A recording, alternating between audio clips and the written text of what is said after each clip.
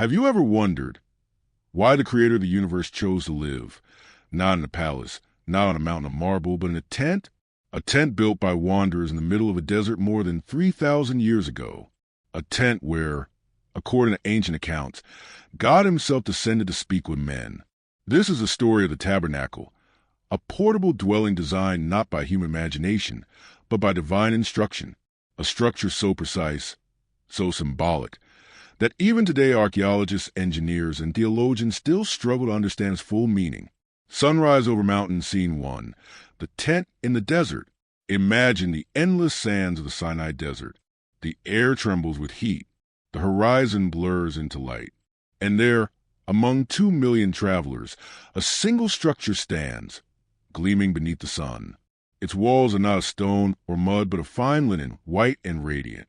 The poles that hold it upright shine like bronze mirrors. Inside, every beam and every curtain fits perfectly, like pieces of divine code. And yet, this entire sanctuary could be disassembled, packed, and carried across the wilderness, then rebuilt again exactly as before. No other civilization ever built anything like it. No temple, no ziggurat, no pyramid. Only Israel carried a mobile meeting place for their invisible God. But why?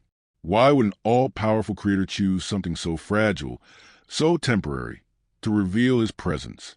Why not a monument of stone to last forever? To answer that question, we must go back, not just to history, but to the heart of a mystery that combines faith, design, and divine symbolism. Large orange diamond scene 2, the divine blueprint. According to the book of Exodus, God didn't merely suggest how to build a tabernacle. He dictated every measurement, every color, every fabric. It was a blueprint from heaven, detailed to the last thread. The tabernacle's outer court stretched about 45 meters long and 22 meters wide, surrounded by linen curtains held up by 60 bronze pillars. Each pillar stood nearly 3 meters tall, fixed into heavy bronze bases. From a distance, it must have looked like a floating wall of light in the middle of the desert. There was only one entrance, a gate 9 meters wide, facing east. And this gate was not plain. Its curtains shimmered with 4 colors: blue, purple, scarlet, and white. These were not random decorations. Each color had meaning. Blue, the color of the heavens. Purple, the color of royalty. Scarlet, the color of sacrifice. And white linen, the color of purity. To enter that gate was to cross from the ordinary into the sacred. It was the first step of the spiritual journey, one that mirrored the path of every believer who seeks to approach God. Scene 3, the altar and the washing basin. Just beyond the gate stood a massive bronze altar, about 2 meters on each side. Here, the Israelites brought their sacrifices, offerings of animals, grain, and oil. The fire on this altar was never allowed to go out. Every morning, new wood was added. Every evening, ashes were cleared away. The air would have been thick with smoke, the scent of burning fat, and the sound of prayers whispered to the crackle of flame. This was not cruelty. It was symbolism. The altar was where life met death, and where forgiveness began. Behind it stood the bronze basin, filled with water for washing. Before any priest could enter the tent, he had to wash his hands and feet, a symbol of cleansing, not from dirt, but from impurity. It was a daily reminder that approaching God required both sacrifice and purity. Sparkle scene 4, the golden tent. Past the courtyard stood the main structure, the tabernacle itself, made of 45 wooden boards of acacia, each one over 4 meters tall, covered completely with pure gold. From a distance, its golden walls must have glowed like sunlight frozen in form. But even this brilliance was hidden under 4 layers of coverings. Fine linen embroidered with cherubim, heavenly guardians. Goat's hair, dark and strong, for insulation. Ram skins dyed red, symbolizing sacrifice. Tough hides of sea animals, protection from wind and rain. 4 layers, each with purpose, each with meaning. It was as though heaven itself was being wrapped in protection of the earth. Inside this golden tent, 2 chambers awaited, the holy place and the most holy place. And everything inside, every lamp, table, and altar, told a story written not with words, but with symbols. Candle scene 5, the holy place. When the priest entered the first chamber, he stepped into a world of light and gold. 7 lamps burned continually on the golden lampstand, their flames reflecting endlessly in the golden walls. There was no darkness here, only the glow of eternal light. To the right stood the Table of Showbread, holding 12 loaves, one for each tribe of Israel. These loaves were replaced every Sabbath, but never grew stale. It was a miracle of preservation, a symbol of God's provision. To the left stood the lampstand, made from a single block of beaten gold, not cast, but hammered by hand into 7 branches. Every petal, every almond blossom carved into it, carried meaning, life, renewal, and divine light. In the center stood the golden altar of incense. Twice a day, the high priest burned a mixture of sacred spices that filled the air with fragrance. No one else in Israel was allowed to copy that recipe. It was unique, a scent that belonged only to the presence of God. The holy place represented ongoing relationship, light that never fades, bread that never spoils, prayers that never cease. It was a symbol of daily communion between heaven and earth. Scene 6, the veil in the hidden chamber.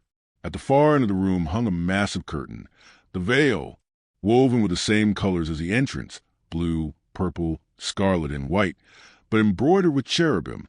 These angelic figures guarded the way into the most holy place, also known as the Holy of Holies.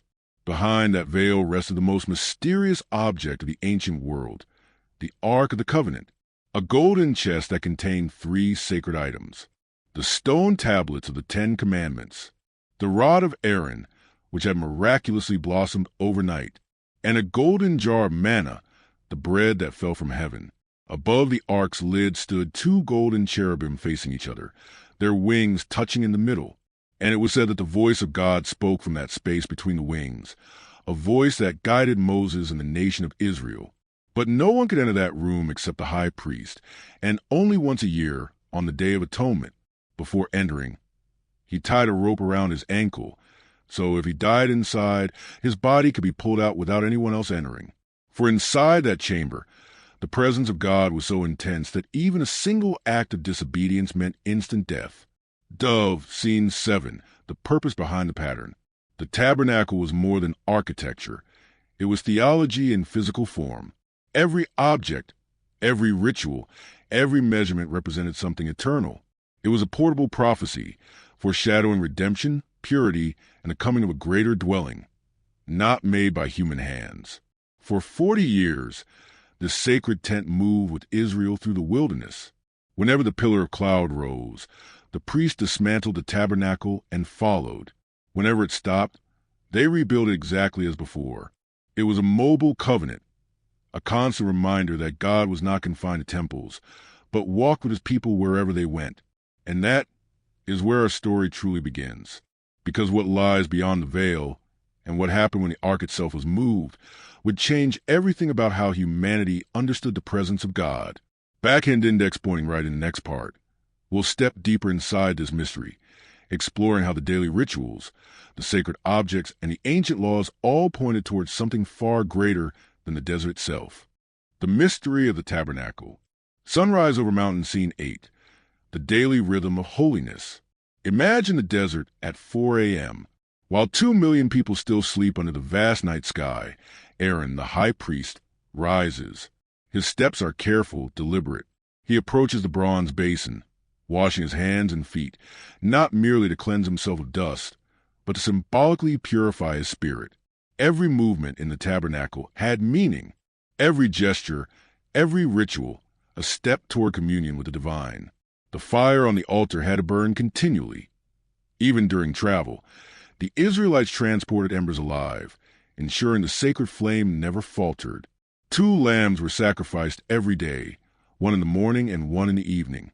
Multiply that by 365, 730 lambs annually, not counting special festivals. Each act of sacrifice echoed the eternal truth. Access to God requires reverence, obedience, and recognition of human imperfection. And for Scene 9, festivals and symbolism. During festivals, the number of sacrifices exploded. Imagine the sound, the fire, the aroma of dozens of animals being offered at once. The air thick with devotion. And yet, every act, every object carried a hidden message. The altar symbolized life offered to God. The wash basin symbolized purification before entering the sacred. The table of showbread reminded Israel that God provides continuously. The golden lampstand represented God's eternal light, guiding his people. The golden altar of incense showed that prayer and intercession rise directly to the heavens. Even the smallest detail, the almond blossom motifs on a lampstand, the arrangement of 12 loaves, spoke a divine order, heavenly design, and prophecy. Trident Emblem Scene 10, the veil and the most holy place. At the end of the holy place, the massive veil separated the ordinary from the extraordinary. Behind it, the Ark of the Covenant awaited, a chest of gold containing the stone tablets of the law, Aaron's blossomed rod, and the jar of manna. No one entered here except the high priest, and only once a year. The intensity of God's presence was lethal for any misstep. Before entry, the priest tied a rope around his ankle, a solemn precaution. Any mistake inside meant instant death. This was no arbitrary rule. It was a lesson in obedience, reverence, and the seriousness of God's holiness. Milky Way Scene 11, portable yet divine. For 40 years, the tabernacle traveled with Israel. Whenever the cloud moved, priests dismantled the sacred structure and carried it to the next location. Whenever the cloud stopped, they rebuilt it exactly as before.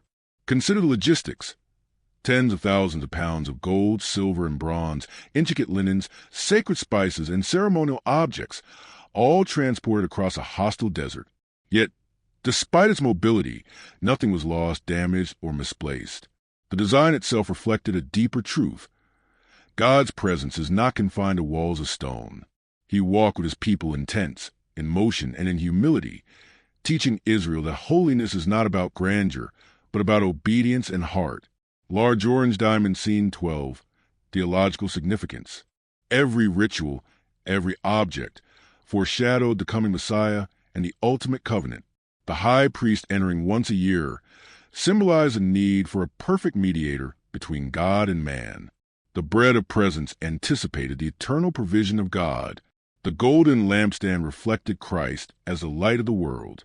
The ark was a tangible reminder of God's promise, his law, and his sustaining power. The tabernacle was more than a structure. It was a living prophecy, a daily lesson in faith, obedience, and divine design. Scene 13, transition to the temple. When Israel finally settled in Canaan, the tabernacle continued to serve as their sacred center. Yet, King David, a warrior, desired a permanent temple, a house of stone for God's presence.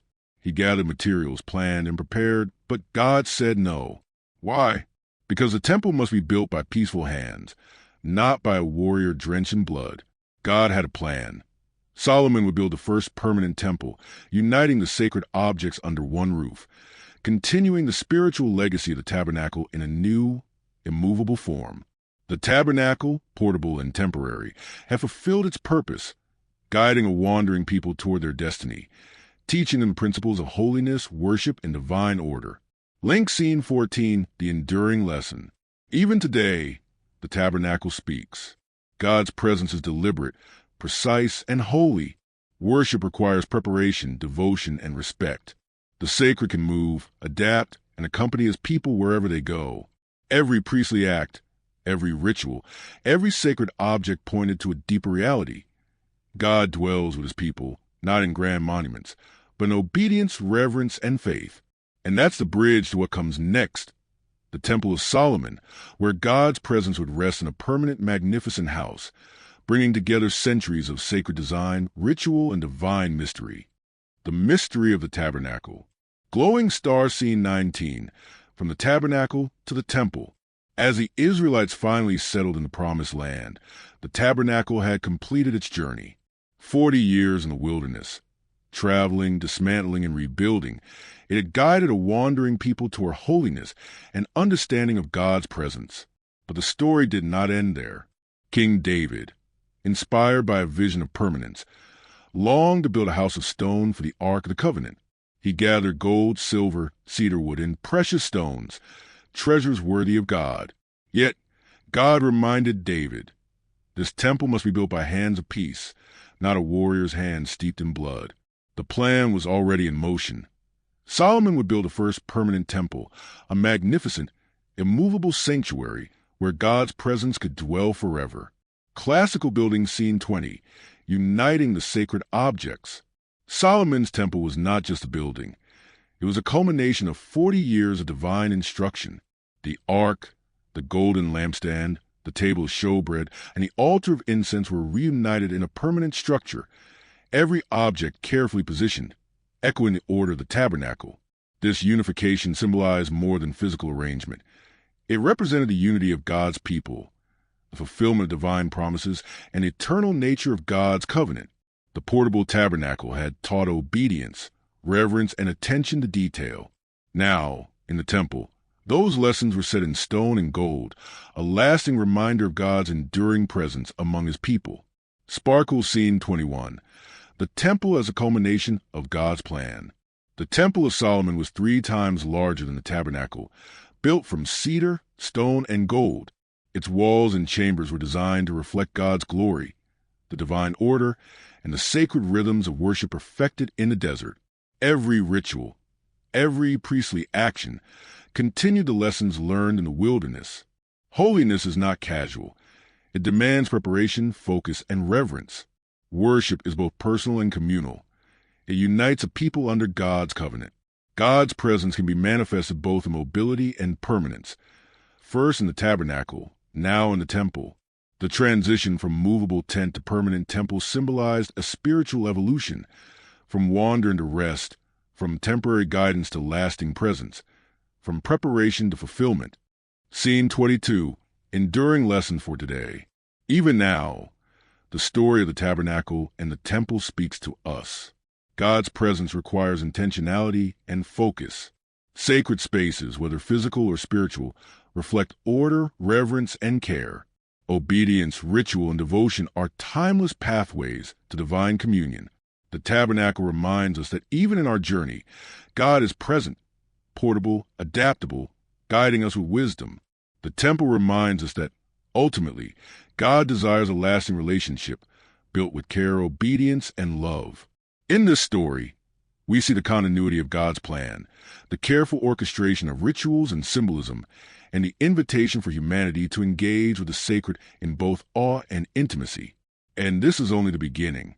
For those who wish to follow the thread further, the mysteries of the ark, the festivals, and the divine patterns woven into the temple open doors to a deeper understanding of God's eternal covenant.